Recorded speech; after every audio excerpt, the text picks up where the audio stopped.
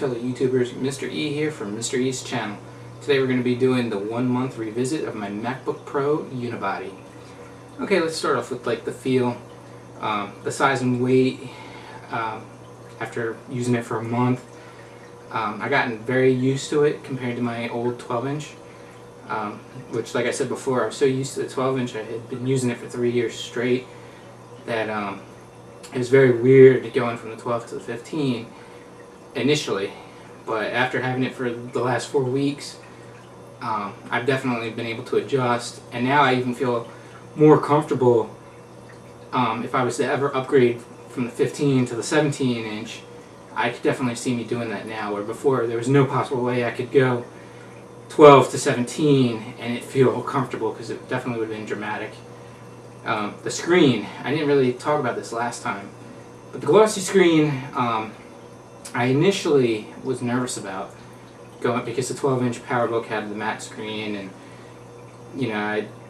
even my old 20-inch cinema displays are matte screen, so I was really nervous going from matte to glossy, and especially going in the Apple Store, and these things really reflect in the Apple Store, and I was very nervous. I knew the lighting in my house wouldn't be anything like it was at the Apple Store, so I felt a little more comfortable going that route, and I'm not going to be outside with it much.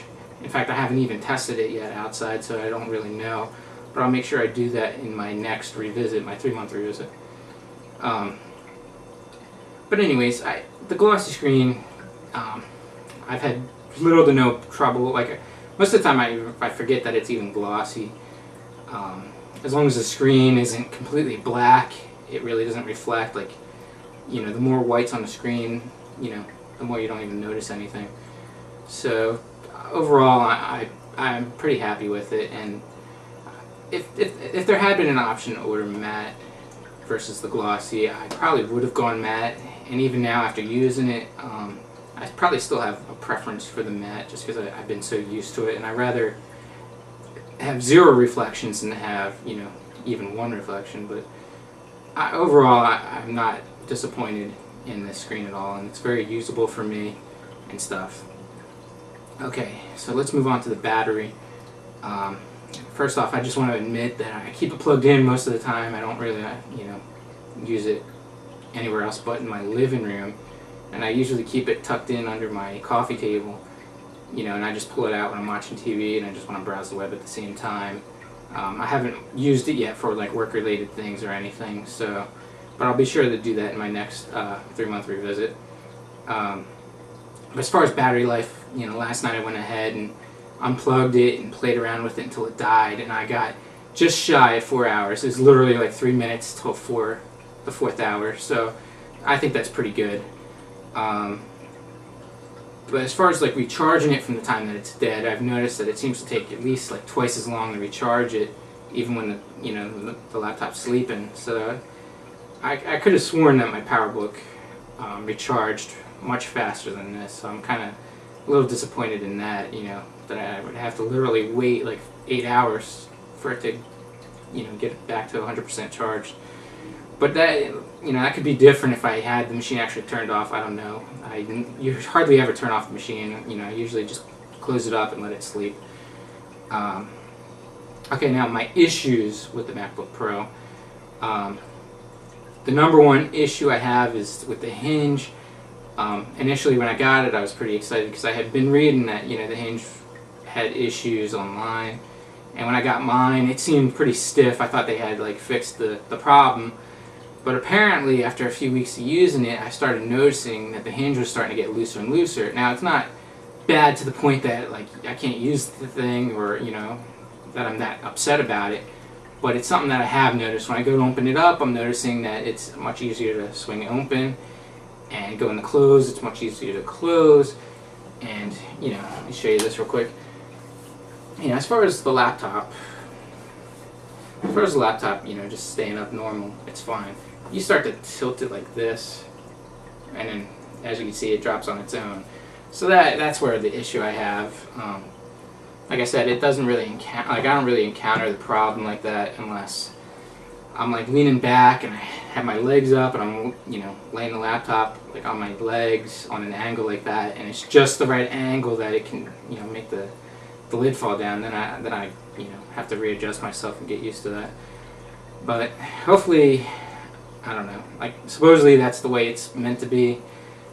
It definitely wasn't like that when I initially got the machine, so I'm a little nervous that it might loosen up over time. I'll definitely let you guys know about that in my 3rd month review, but I'm hoping it doesn't get any looser than it currently is. Otherwise I'll be taking it in to hopefully get fixed or something, I don't know. Alright, my next issue I have is the rubber feet on the bottom.